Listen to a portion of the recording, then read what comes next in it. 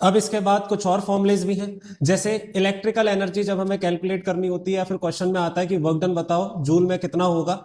ठीक है, तो उस केस में क्या करते हैं, हमारे पास फॉर्मूला हो जाता है एनर्जी कैलकुलेट करने का, और या फिर एनर्जी ना बोले जाए तो क्या आ जाएगा, वर्क डन कैलकुलेट करने का, और वो क्या हो जाएगा, V इंटू क्यू।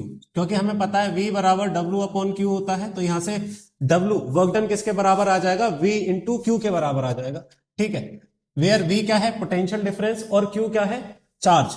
दूसरा फॉर्मूला हमारे पास जो होता है वो होता है V into I into T. तीसरा फॉर्मूला होता है I square R into T, और चौथा फॉर्मूला होता है V square upon R into T. इन सभी में से कोई भी फॉर्मूला यूज हो सकता है, डिपेंड करेगा इस बात पे कि क्वेश्चन में क्या चीजें गिवन है। अब इसके बाद इलेक्ट्रिकल एनर्जी जब हमें निकालनी होगी किलो वॉट आवर में, तब क्या करेंगे, तो हम लोग एनर्जी कैसे निकालेंगे, एनर्जी बराबर होगी पावर, और पावर किस में लिखेंगे, इन वॉट। ठीक है, टोटल पावर लिख देना जितने भी अप्लायंसेस दे रखे हैं उनके बारे में, और साथ में टाइम लिखेंगे किसके अंदर, आवर्स के अंदर, और इसको डिवाइड कर देंगे किससे, 1000 से, तो जो आंसर आएगा हमारा वो किस में आ जाएगा, किलो वॉट आवर में।